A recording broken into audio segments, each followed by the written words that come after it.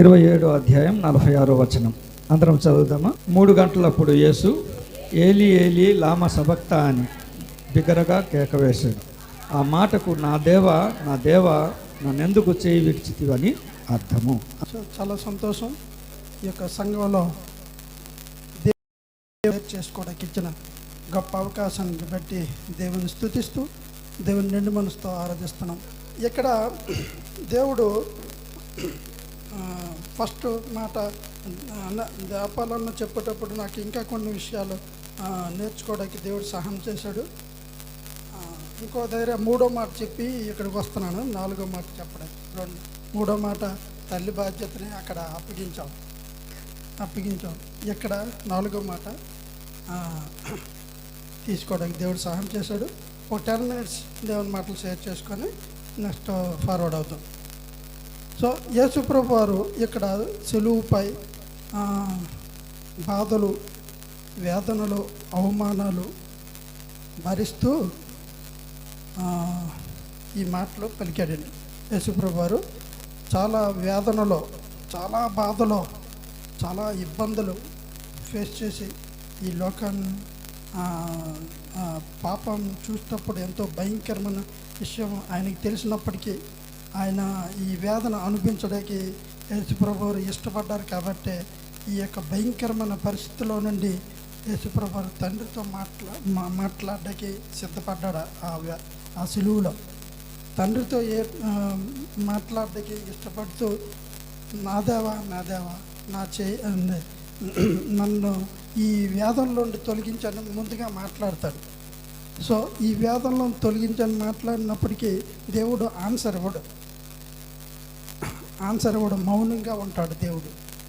So అందుకే ఎందుకంటే మనల్ని మన పాపం నుండి, మన ఘోరమైన పరిస్థితుల్లో నుండి, మరణచయమైన వేదనలో నుండి మనల్ని రక్షించడానికి యేసుప్రభు వారు ఈ సిలువుపై ఎంతో వేదన పడుతూ మన పాపాలు ఆయనపై మోసుకుంటూ ఆయన ఈ యొక్క మాట దేవునికి అడుగుతాడు. నా దేవా నా చేయి ఎందుకు విడిచితివి?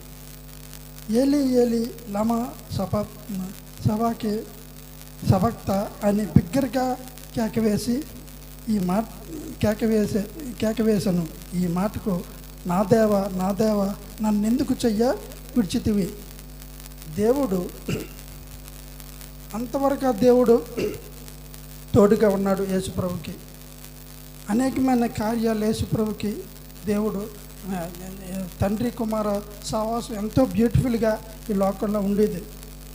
కుమారుడు తండ్రిని కనపరిచాడు, తండ్రి కూడా కుమారుని మహింపరిచేటట్లు ఈ లోకంలో జీవించాడు అంతవరకు. అయితే అంతవరకు చెయ్యి విడవని తండ్రి కుమారుడు విడవడే గల కారణం మనం తెలుసుకుంటే మనకి కొన్ని విషయాలు మనం మామూలుగా ధ్యానించుకున్నప్పుడు పాపం యొక్క పరిస్థితి ఎంత భయంకరమనేది మనం జ్ఞాపకం చేసుకోవాలి. కుమారుడు విడవడే గల కారణం పాపం. కుమారుడు విడవడానికి తండ్రి అని దేవుడు కుమారుడు విడవడే గల కారణం ఏంటంటే మనుషుల యొక్క పాపం ఎంత భయంకరం ఉన్నదంటే అంత భయంకరమైన పాపాన్ని యేసుప్రభు మన నిమిత్తం, నీ నిమిత్తం, నా నిమిత్తం ఆయన తండ్రి దగ్గర ఒప్పుకున్నాడు. నేను వాళ్ళ పాపాలు భరిస్తాను, నేను వాళ్ళని నిత్యరాజ్యానికి నిత్య వారసులుగా తీసుకెళ్ళడానికి నేను ఈ భూమి మీద మరణించడానికి సిద్ధపడతానని యేసుప్రభు వారు మనుషుల యొక్క పాపాన్ని తనపై వేసుకున్నాడు. కాబట్టే ఈ భయంకరమైన సిచ్యువేషన్ ఎదురైంది. ఈ సిచ్యువేషన్ ఎందుకు ఎదురైందంటే కేవలం నీ గురించి, నా గురించి మనల్ని తన దగ్గరికి తీసుకెళ్ళడానికి ఆయన తండ్రి అని దేవుడు అంత ప్రేమించాడు. తండ్రి అని దేవుడు మనల్ని ప్రేమించాడు కాబట్టే తన సొంత కుమారుని ఇవ్వడానికి దేవుడు మనల్ని ప్రేమించాడు. జ్ఞాపకం చేసుకోవాలి. యెహోవా మనల్ని ప్రేమించి సో వీళ్ళు ఏ విధంగానే రక్షించాలని ఆలోచించి తన సొంత కుమారుని ఇవ్వడానికి ఇష్టపడ్డాడు. సో ఆ సొంత కుమారుడు కూడా ఆ తండ్రి మాటకి జబదాటుగా ఆ మాటకి శిరస్సు ఉంచి ఆ యొక్క పాప భారాన్ని మోసుకోవడానికి ఇష్టపడ్డాడు కాబట్టి ఆ దేవుడు తన చెయ్య విడవడానికి ఇష్టపడ్డాడు. యేసు తండ్రి అయిన దేవుడు తన చెయ్యి విడవడానికి గల కారణం ఇదే. పాప భారం కంపల్సరీ వీళ్ళ నుండి తొలగించి వెళ్ళి తిరిగి తండ్రి సన్నది చేర్చాలని ఆ ఒక్క కారణంతో ఆ పాప భారాన్ని యేసుప్రభు తనపై వేసుకున్నాడు. సో ఇక్కడ మనకి పాప భారం ఎంత భయంకరమైనదని మనకు అర్థమవుతుంది. పాప భారం ఎంత భయంకరమైనదంటే ఏంటంటే పాపం వల్ల వచ్చే జీతం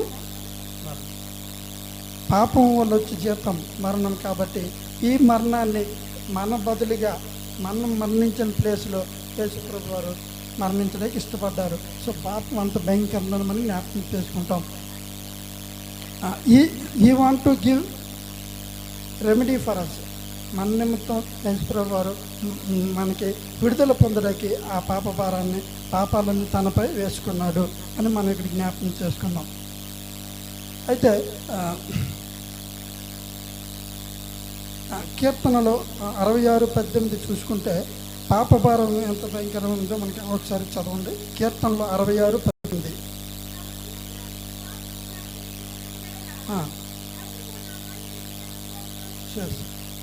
హృదయంలో నేను పాపం లక్ష్మించినలా ప్రభువు వినడు. అందుకే యేసుప్రభు వారు వెళ్ళలేదు. యేసుప్రభు ప్రార్థన చేస్తే తండ్రి అని దేవుడు వినకపోవడానికి కారణం ఏంటంటే పాపం వల్ల ఆ పాపం ఆయన మీద వేసుకున్నాడు. కాబట్టి కంప్లీట్గా ఈయన పాపరహితుడిగా ఇక్కడ మరణించడానికి ఇష్టపడ్డాడు. కాబట్టి పాపానికి దేవునికి ఎంతో వ్యత్యాసం ఉంటుంది. సో తండ్రి అయిన దేవుడు అందుకే చేయబడగల. ఎందుకంటే పాపానికి దేవుడు పరిశుద్ధుడు, హోలీగా పరిశుద్ధమైన దేవుడికి పాపం చోటు ఉంటుంది. కాబట్టి ఆయన చేయబడడానికి ఇష్టపడ్డాడు. సో ఇదే విధంగా మనం పాపంతో ప్రార్థన చేస్తే దేవుడు వినడు అని మనకి ఇక్కడ క్లారిటీగా అర్థం చేసుకోవాలి. సో పాపం చోట దేవుడు ఉండడు. Because he is the Holi God. అందుకే యేసు ఆ బాధను అనిపించాడు. అసలు ఈ యొక్క పరిస్థితులు నెక్స్ట్ మనం చూసుకుంటే ప్రవచనాల నెరవేర్పు కూడా ఇక్కడ జరుగుతుంది. ప్రవచనాల నెరవేర్పు ఏం జరుగుతుంది? యెషయా గ్రంథం 53:3-5-7 మనం జ్ఞాపకం చేసుకుంటే ప్రవచనాలు ఏం చెప్తానో ఒకసారి చూడండి. ఒకటి మనం యెషయా గ్రంథం 53.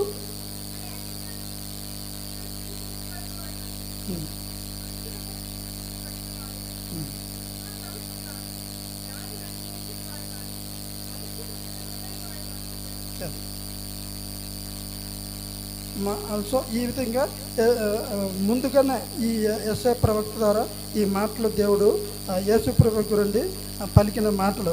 ఆయన వచ్చి ఈ భూమి మీద శ్రమలు అనిపిస్తాడు, మన పాపం నిమిత్తం ఆయన పాపాలు భరించి సిలువుపై మరణిస్తాడు, తిరిగి లేస్తాడని యేసుప్రభు వారు ముందుగానే ప్రవచనించబడింది. కాబట్టి ఈ ప్రవచనాలన్నీ నెరవేర్చేట్లు ఈ యొక్క పాత నిబంధన అంతా ఆ ప్రవచన ద్వారా పలికిన మాటలు క్రొత్త నిబంధనలో యేసుప్రభు నెరవేరుస్తారు.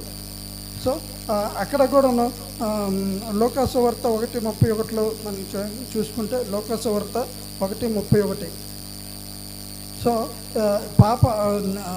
ప్రవచనాల నెరవేర్పు కూడా యేసుప్రభు వారు ఇక్కడ మనకి చూపించారు. కొత్త నిబంధనలోకి వచ్చేసరికి ఆయన ఈ యొక్క పరిస్థితులు నెరవేర్పు జరిగింది. సో గెత్సెమనే తోటలో వేదన ఆయన అనిపిస్తూ ఈ యొక్క మాటలు ఆయన 3 times ఆయన గెత్సెమనే తోటలో ప్రార్థన చేస్తూ 3 సార్లు యేసుప్రభుని అడిగాడు, ప్రభా ఈ గిన్నె నాలో నుండి తొలగించు నీ చిత్తమైతే అనేసి 3 times అడిగి అంత మరణకరమైన ఆయన అనిపించడానికి కొంత అలజడి చెందాడని మనకి ఇక్కడ అర్థమవుతుంది. అందుకనే 3 times యేసుప్రభు దగ్గరికి వెళ్ళి ఆ గెత్సెమనే తోటలో 3 సార్లు ప్రార్థన చేసి ప్లీజ్ నీ చిత్తమైతే ఇది తొలగించు, అయినప్పటికీ నీ చిత్తమే నెరవేర్చు అనేసి 3వసారి ప్రార్థన చేసి తిరిగి వచ్చేసాడు అనమాట. చిత్తపడ్డాడు. పాపం నుండి జీతం మరణం. కాబట్టి ఈ మరణం నుండి మనల్ని తప్పించడానికి యేసుప్రభు మన కోసం విముక్తి చేయడానికి మనకి ఆయన ఈ యొక్క మాటని ఆయన తండ్రితో అడుగుతున్నాడు, నా దేవా నా దేవా నా చేయి ఎందుకు పెన్నాడుతుంది. సో ఇంకా ఇంకా ఇక్కడ దేవుడు చేయి విడిచాడు. ఎందుకంటే మన పాపాల కొరకు తండ్రి నుండి దూరం అయ్యాడు భావాన్ని అనిపిస్తాం. మనం దేవునికి దగ్గరగా ఉండాలని ఆయన మనల్ని ఈ తండ్రి అని దేవుడు కుమారుడు చేయడానికి ఇష్టపడ్డాడు. అయితే ఇంకా యోహాను సువార్త 11:25 చూస్తే, యోహాను సువార్త 11:25 చదవండి. ఇంకా ఎందుకు ఆయన ఇష్టపడ్డాడంటే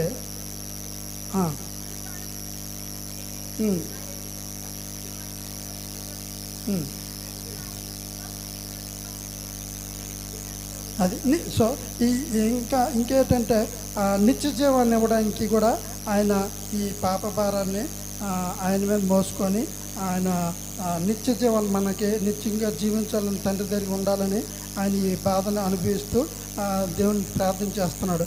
నా రావా నా దేవా నా చేయి ఎందుకు విననాడుతుంది. అలాగే వాళ్ళ బాధలు ఉన్నప్పటికీ మనకి రక్షణ కోసం మనకి రక్షణ ఇవ్వడానికి ఆయన పాప భారాన్ని మోసాడు. అలాగే మనల్ని ఎప్పుడు విడనాడు అని చెప్తున్నాడు దేవుడు. ఆ మాట కూడా మనకి ఇక్కడ వస్తుంది. అది చూడండి, మిమ్మల్ని ఎన్నడూ విడవడు ఆయన సెలవిచ్చిన దేవుడు మనతో ఉన్నాడు. యేసుప్రభు వారు మనల్ని ఏమంటున్నారంటే, నిన్ను విడవను నిన్ను ఎడబాయనని యేసుప్రభు వారు మనకి ధైర్యం ఇస్తున్నారు. ఇక్కడ తండ్రి అయిన దేవుడు యేసుప్రభుని తాత్కాలికంగా విడిచాడు.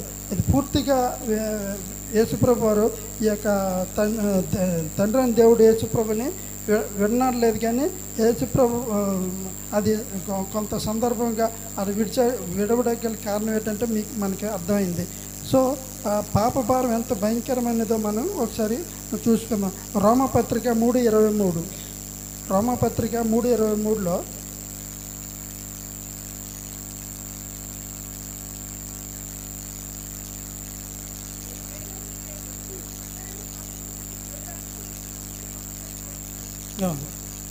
ఏ భేదము లేదు, అందరూ పాపం చేసి దేవుడు అనుగ్రహించిన మహిమను పొందలేకపోతున్నారు. అలాగే సో అందరూ పాపం చేసిన వాళ్ళమే కాబట్టి మన పాప శిక్షను ఆయన అనిపించడానికి ఇష్టపడ్డాడు. సో యేసుప్రభు వారు అంటున్నారు, నిన్ను విడవను నిన్ను ఎడబాయనని సెలవిచ్చాడు దేవుడు. మనల్ని ఎంతో మనల్ని ప్రేమిస్తున్నాడు కాబట్టి ఆయన మనల్ని ఈ వాక్యం ద్వారా మనల్ని ధైర్యపరుస్తున్నాడు. సో పాపం యొక్క పరిస్థితులు చాలా మనం జ్ఞాపకం చేసి ఎంతో భయంకరమైన వేదన అది కలిగిస్తుంది. పాపం ఒక జీవితం మరణం అని చదువుతున్నప్పుడు ఆ యొక్క మరణం నుండి మనల్ని తప్పించడానికి నిత్య జీవాన్ని ఇవ్వడానికి యేసుప్రభు వారు ఈ యొక్క పాపవారిని అనుభవించడానికి ఇష్టపడి, నా దేవా నా దేవా నన్ను ఎందుకు నా చేయ విడిచితివని అక్కడ ఈ ప్రవచన అని ఈ మాటలు పలకడానికి గల కారణం మనం చూస్తాం. అలాగే మనకి మన ఇబ్బందుల్లో ఉన్న, మన వేదనలో ఉన్న, మన ఎన్ని ట్రబుల్స్లో ఉన్న దేవుడు మన చెయ్య విడవడని తన వాక్యం ద్వారా మనం ధైర్యపరుస్తున్నాడు దేవుడు. ఎందుకంటే ధైర్యపరుస్తున్నాడు, ఈ యొక్క చెయ్యి విడిస్తే ఎంత భయంకరమైన పరిస్థితి ఎదురవుతుందో యేసుప్రభువుకి తెలుసు. కాబట్టి ఈ యొక్క పాప భారం నుండి మనల్ని విడిపించడానికి, మనల్ని తప్పించడానికి మన పాపాలన్నీ తనపై వేసుకొని పాపాన్ని మోయడానికి ఆయన సిలువలో ఇష్టపడ్డాడు. కాబట్టి యేసుప్రభు వారు ఆ పాపంలో ఉన్నాడు కాబట్టి, తండ్రి అయిన దేవుడు పాపానికి విరుద్ధంగా ఉంటాడు కాబట్టి, ఆయన పరిశుద్ధుడు కాబట్టి ఆయన ఈ చెయ్యి విడిచి పాపాలన్నీ తొలగించి ఎవరైతే యేసుప్రభుని సొంత రక్షణగా అంగీకరిస్తారో వాళ్ళ పాపం నుండి విముక్తిగా ని దేవుడు చెప్పిన ఈ మాటలు మనం జ్ఞాపకం చేసుకునేటప్పుడు మనకి నిత్య జీవాన్ని ఇవ్వాలని ఆయన కోరుకుంటున్నాడు. సో ఈ విధంగా భయంకరమైన పరిస్థితుల్లో నుండి భయంకరమైన వేదన కలుగజేస్తూ మన గురించి యేసుప్రభు వారు తండ్రిని అడుగుతున్నాడు, నా చెయ్యి విడవకి అంటే యేసుప్రభు తన చెయ్యి విడిచి మన గురించి మన నిత్య జీవానికి వారసులుగా కావాలని తండ్రి అని దేవుడు మనల్ని ఎంతగానో ప్రేమిస్తుంది. కాబట్టి ఈ యొక్క సిచ్యువేషన్ మనకి జరుగుతుందని చూస్తాం. అయితే మరణం అంతం కాదు. మరణం అనేది తాత్కాలికంగా అక్కడ చేసింది. మనకైతే మరణం అంతం కాదు, మరణం తర్వాత నిత్యజీవం ఉందని మనం జ్ఞాపకం చేసుకున్నాం. ఇటు రీతిగా ఈ యొక్క మాట, నాలుగు మాట, నా దేవా నా చేయి ఎందుకు విడిచితివని మాటకి మనం ఈ విధంగా కొన్ని వచనాలు జ్ఞాపకం చేసుకుంటూ నాకు ఇచ్చిన అవకాశం బట్టి దేవుడికి వందనాలు చెల్లించుకుంటూ ఈ యొక్క వాక్యాన్ని ముగిస్తున్నాను. దేవుడు దీవించుగా. Thank you.